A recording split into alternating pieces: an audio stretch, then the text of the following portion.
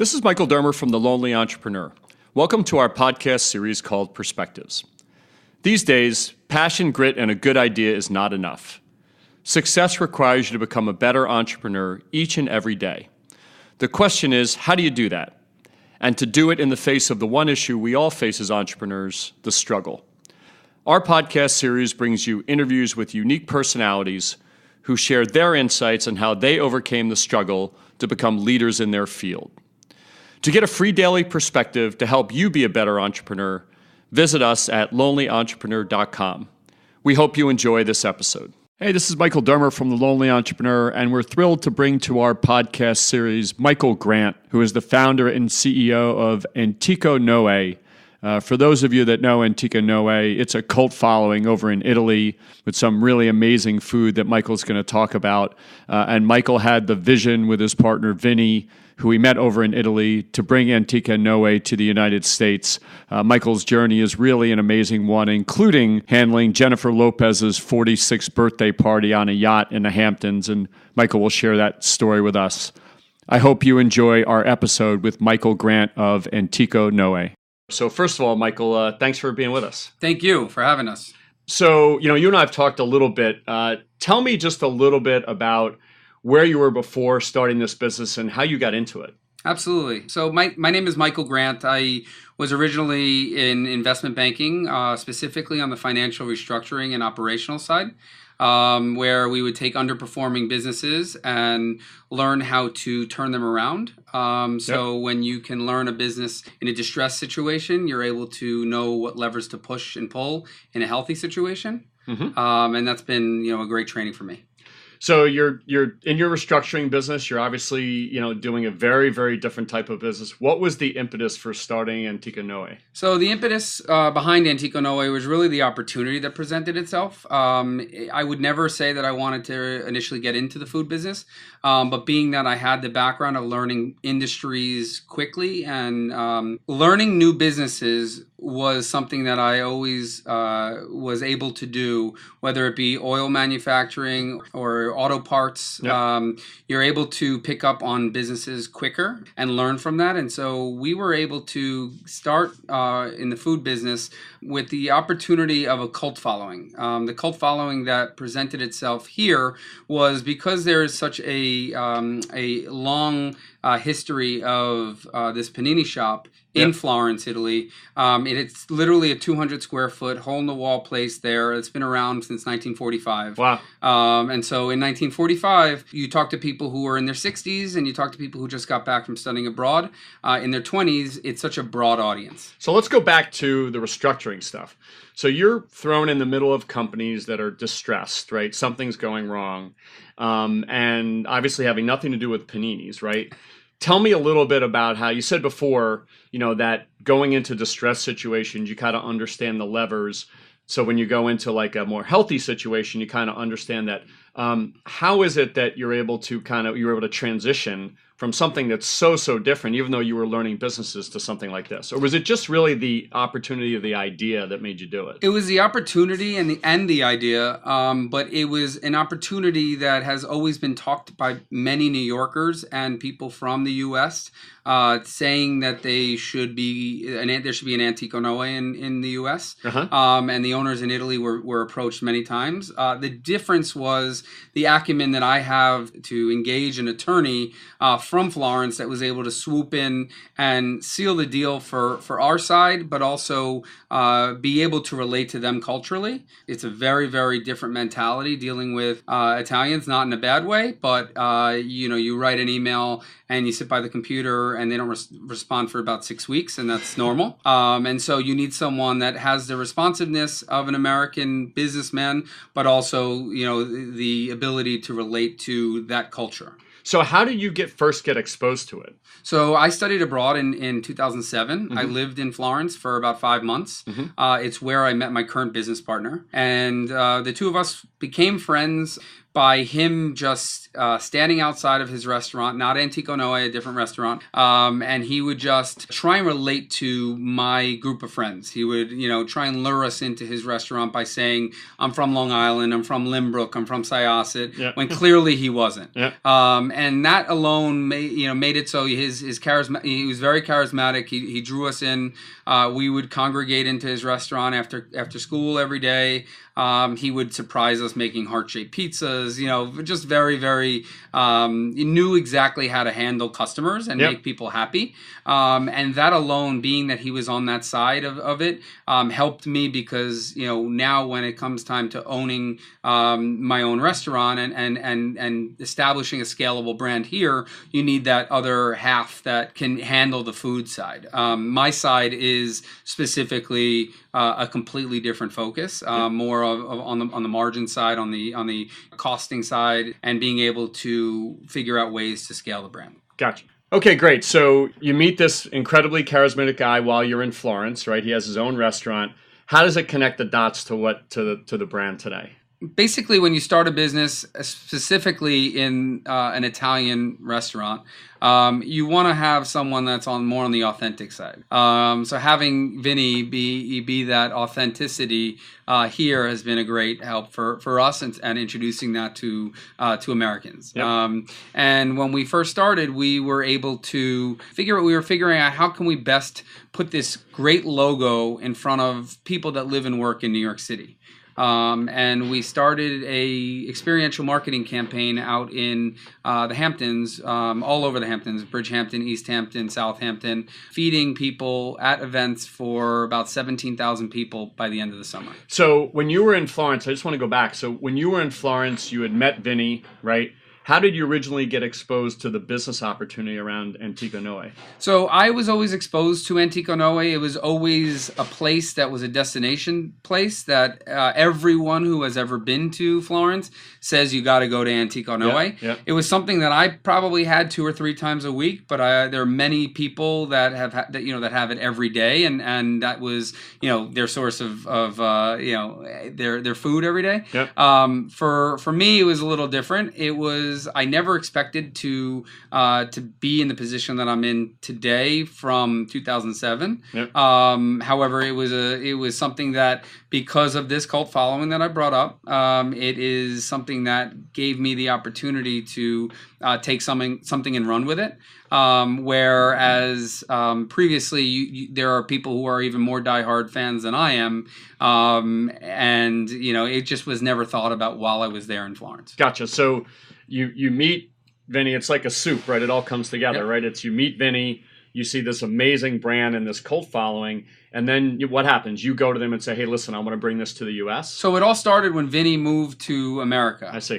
Vinny moved to America. He married his wife, who is American, and I would always meet with him about once a month to see where I could help him. Being in the restaurant business in Florence is very different than being in the restaurant business here in New York, depending on the position you're in. However, when I would meet with him, we would always talk about Antico Noè and just go back to even pictures that were posted on social media, that have nothing to do with the restaurant Antico Noè, but people just comment on how great this restaurant is, and the engagements from social media make it so that it's very brandable here.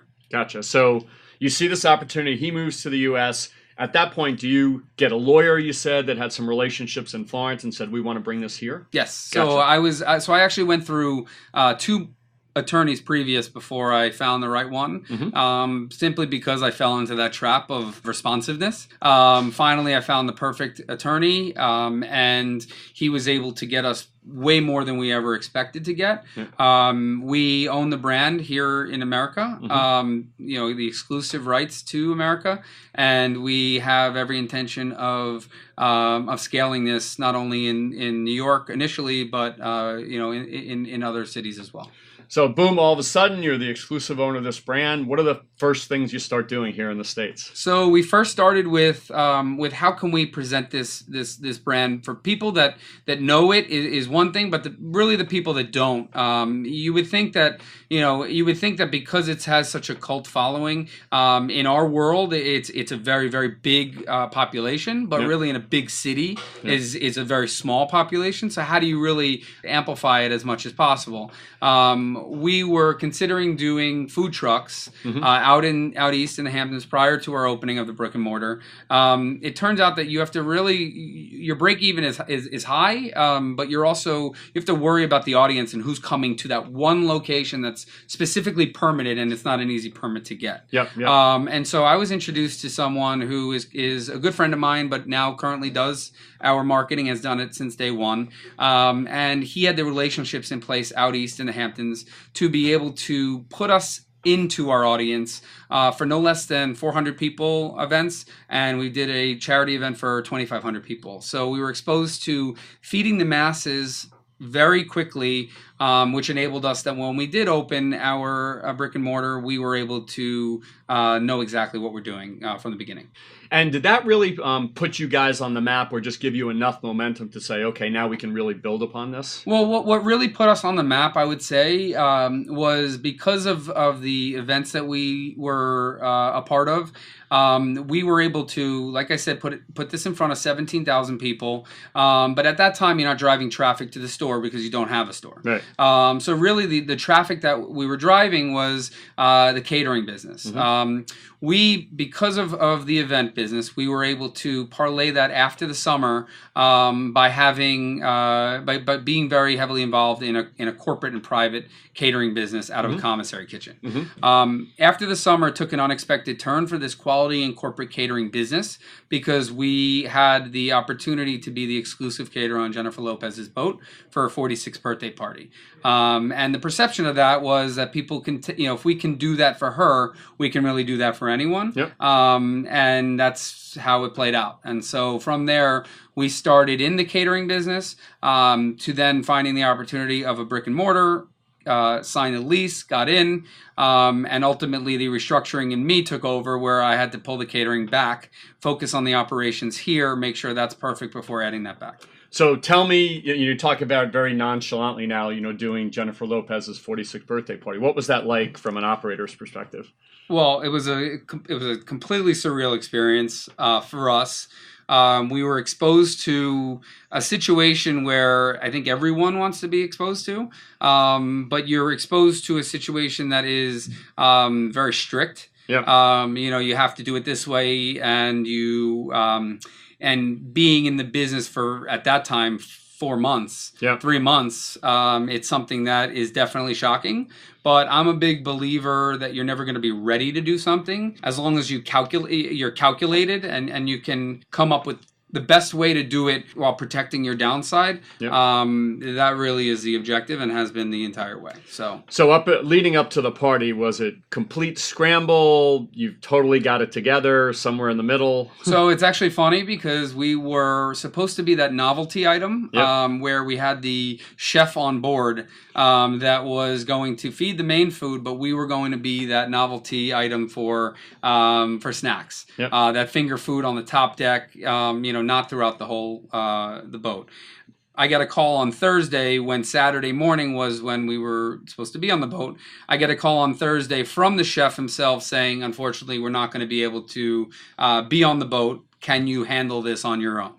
And again, back to not being ready to do the bigger things. But if you do it and you do it right, you can really do anything. And that's really how it played out. We made a lot of sandwiches, and we got through it, and it only put a notch on our belt for the future. So I think you're being modest about it. Turns out it was this terrific success, and you have a stamp of approval from one of the most discerning people on the planet for a really important day. So it's an amazing accomplishment. Where do you take it from there? So basically, right now we've been in our location for about a year and a half. We have built not only a great in-store business, but a catering side of our business that is very, very unique and a very big differentiator for a lot of these businesses in the area. Yep. For us, I was, being that I came from a firm of a high standard, we would cater from, one of the local delis in the area, and it was something that your client's going to be not upset about. They're happy, they had a good meal, but there's no big unique differentiator for them from the 3 days ago when they were at a previous firm and had that exact same spread. Yep. So we've been able to fill that gap in the quality corporate catering market.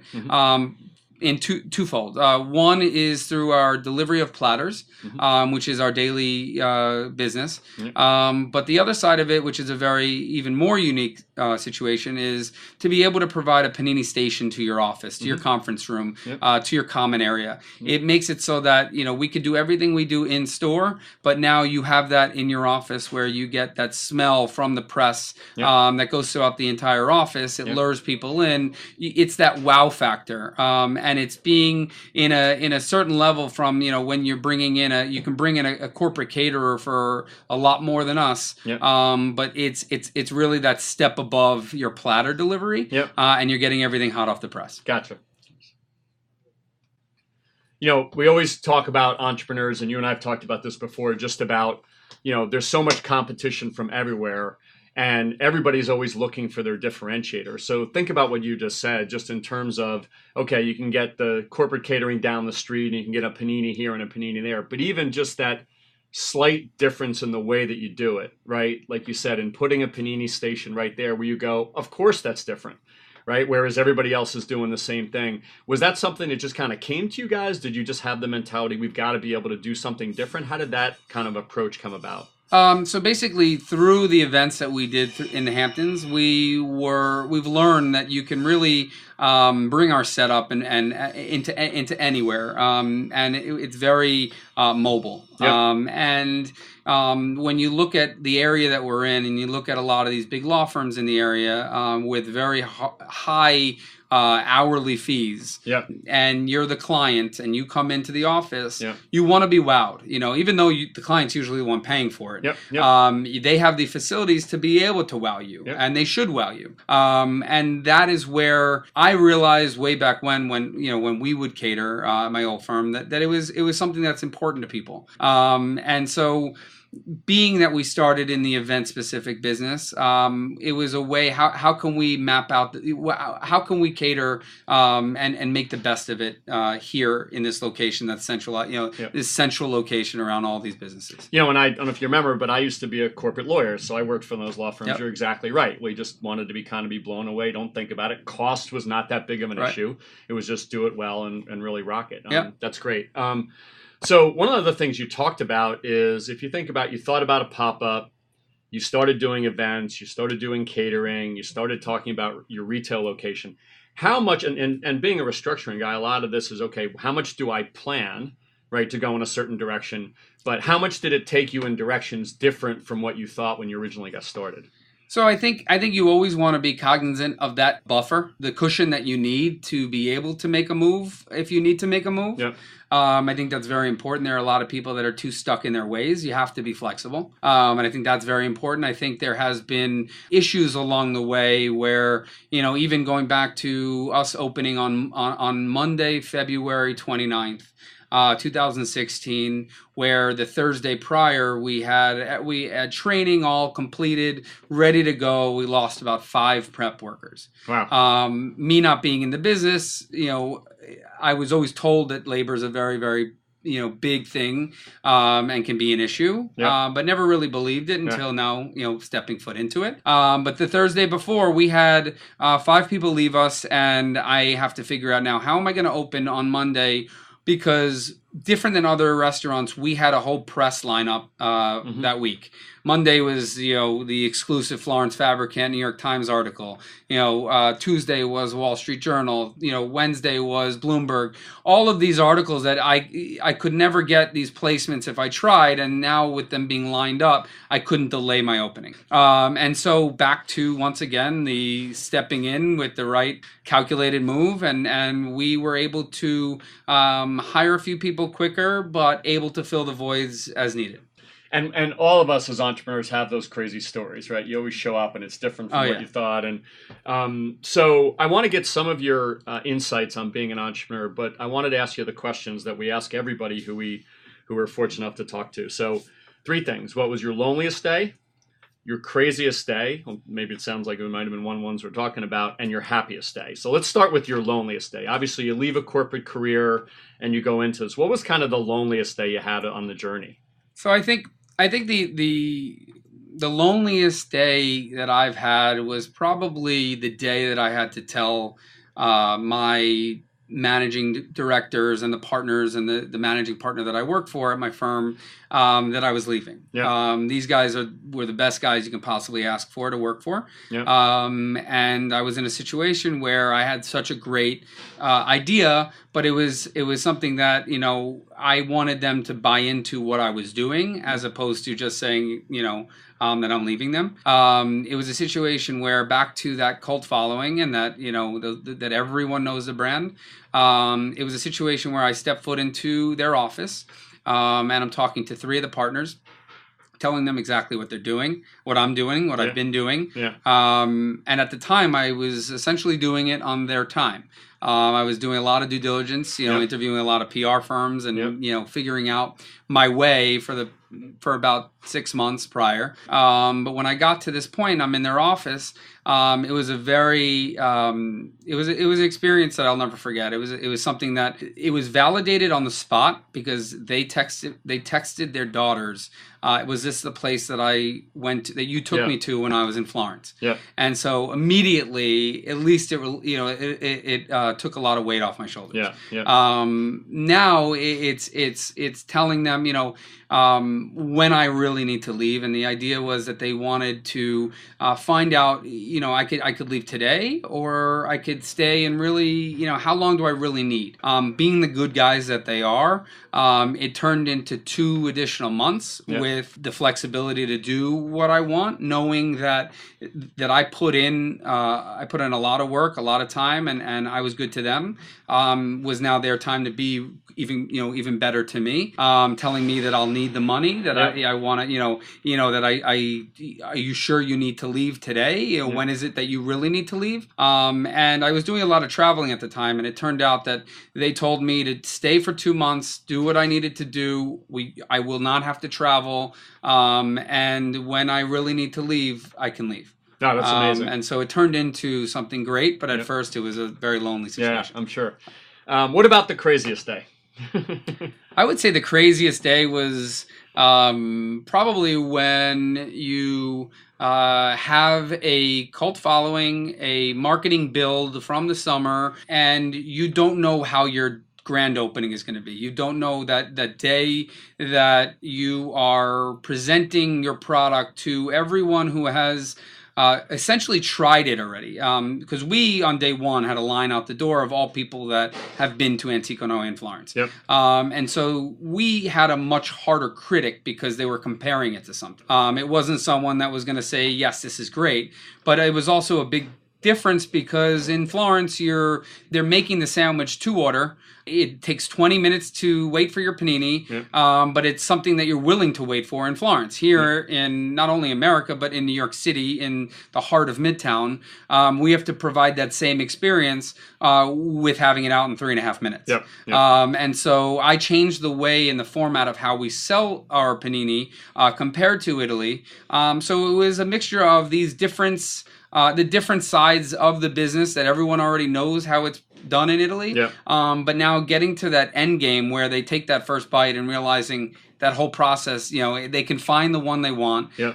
And there is one for everyone, and they're all incredible. So tell me about the happiest day. Now, obviously, we all hope the happiest day is yet to come, but tell me up till now, what's been the happiest day for you? I think the happiest day for me was being that finding out that this was successful. From the start, you hear all these restaurateurs or even just naysayers that are always telling you, restaurant business is the hardest business to be in, and you take it with a grain of salt, as you should take everything. But in this situation, you have that in the back of your mind, and you want to be as successful as possible. And when we started, because of the way we did it and the route we took in introducing our product and our brand, I think that was probably the craziest day I could have ever asked for, knowing that we have people lined up mid-block all the way through to 3rd Avenue, and now figuring out is this going to work? Is the operations in place? What needs to be done? So there was just I could do these things in a second today without even with my eyes closed, but initially it's a stressful situation to see how people are going to take what you've spent so much time on. I'd like to get a little bit of your insight on just being an entrepreneur. So you've given us some insight a little bit about being prepared for things, and tell what you think is what are the key traits, what are the key things you need to have to be a successful entrepreneur? So I think to be a successful entrepreneur, I think it's very important that you need to be open, you need to be flexible. There are too many people that are too caught in their ways, and I'm as stubborn as they come, but I also know that I have to be open and listen to people, because that's how change happens, and the best idea wins, right? But it's how do I implement those good ideas, and how do we figure out the best way to change processes, because we need to make it faster here than in Italy. But I think that's very important to realize, is that you need to be open, you need to be flexible, because things are constantly changing. Especially from the beginning when you don't know really what you're doing to now when you know what you're doing, and now moving on to that next opportunity, whether it's our next location that we're looking for currently, or that next big catering opportunity. You need to be focused, but also realize that things are going to come up, and you need to know how to think outside the box. So what's next for Antico Noè? So right now we are currently looking for our next location. We're actively looking in corporate areas. We have a great business that has significant synergies of catering and in-store customers. So we are looking in specific areas like Wall Street, Midtown East. Midtown West.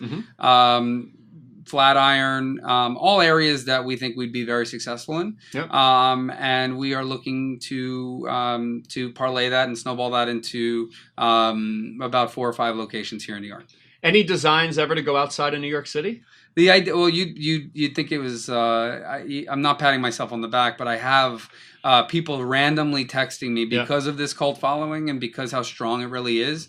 I have people from Chicago, DC, LA that are interested in being operators. I don't know who they are. I don't know how they got my number, but they are texting me and ready to go when we're ready. So the idea is to get outside of New York, but you also want to conquer a territory as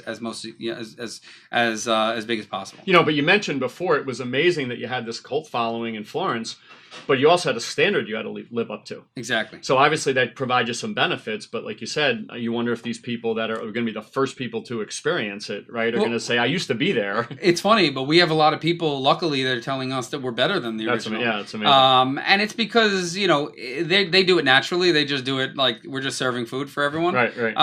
We're doing it in a more focused and laser focused way, as a business opportunity, not just thinking of the now, but thinking of the future. And so, that's really how we've been successful to date. So you mentioned a little bit about, the fact that you're kind of focused and disciplined, but also open to ideas. How much has the experience changed you? Obviously you go from a corporate environment to kind of running the show. Tell me a little bit about the experience for you.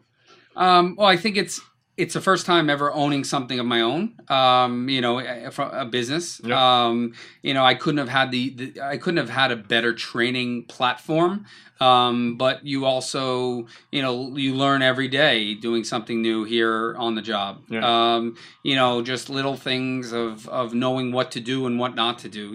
The first 8 months of opening, you're here every day, putting the processes in place, making sure that everyone's adhering to those processes. Yep. And now, a year and a half later, I come in once a week with the idea of doing business development and being outside of the restaurant. Because when I do come in, I get dragged into things that, I'm happy to do, but you look at your clock and it's 4 hours, and you missed a whole day of making calls, which is more important in bringing in the business. Gotcha. First of all, thank you very much. I really appreciate it. Tell the world how we can find you, in kind of every channel. So we are all over social media. Our tag is Antico Noè, A as in Apple, N as in Nancy, T as in Tom, I as in Indigo, C as in Charlie, O as in Oscar, N as in Nancy, O as in Oscar, E as in Edward. Not that I've done that before.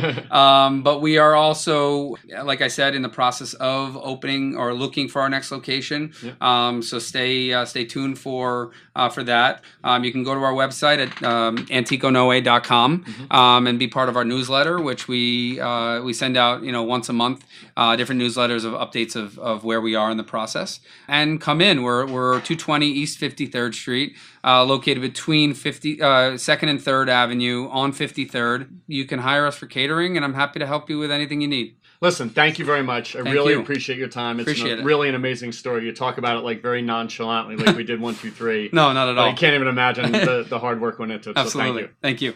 Thank you for joining us for this episode of Perspectives, the podcast series from The Lonely Entrepreneur. To listen to this episode, visit us at lonelyentrepreneur.com/podcasts. Our mission is to turn the passion and pressure we all feel as entrepreneurs into success. To do that, we created the Lonely Entrepreneur community to be your one place to turn to for answers. To learn more, visit us at lonelyentrepreneur.com. And thanks again for taking the time to listen to this episode of Perspectives from the Lonely Entrepreneur.